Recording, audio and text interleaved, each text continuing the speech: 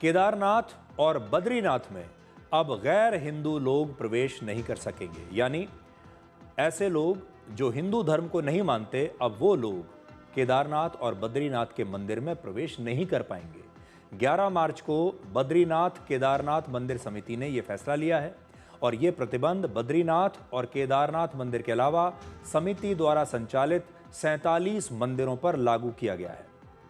गंगोत्री और यमुनोत्री धाम में यह प्रतिबंध पहले से ही लागू है और इस तरह अब देश के चारों धाम में अब गैर हिंदुओं के प्रवेश पर पाबंदी लग गई है।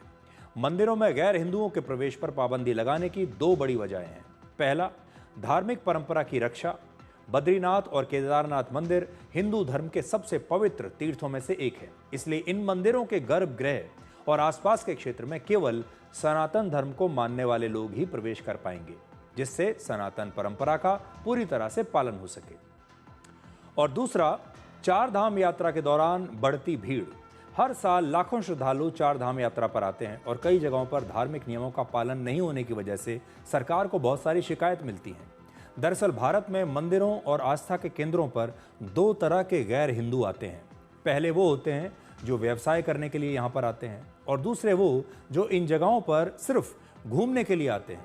कई बार ऐसा भी होता है कि कुछ असामाजिक तत्व भी यहाँ पर आ जाते हैं और धार्मिक स्थलों पर अराजकता फैलाते हैं। कई बार बहुत सारे गैर हिंदू यहाँ पर आकर सिर्फ रील्स और वीडियोस बनाते हैं। ये वो लोग होते हैं जिनकी ना तो इन मंदिरों में कोई आस्था होती है, ना ही वहाँ पर उनका कोई काम होता है। चार धाम यात्रा और कुंभ जैसे बड़े धार्मिक आयोजनों में ऐसे लोगों के आने का कारण ऐसे लोगों के आने की वजह से व्यवस्था, श्रद्धालुओं की सुरक्षा और धार्मिक पवित्रता को बनाए रखना एक बहुत बड़ी चुनौती होती है। और यही वजह है कि बड़े तीर्थ स्थलों पर गैर हिंदुओं के प्रवेश पर अब ये प्रतिबंध लगाया गया है।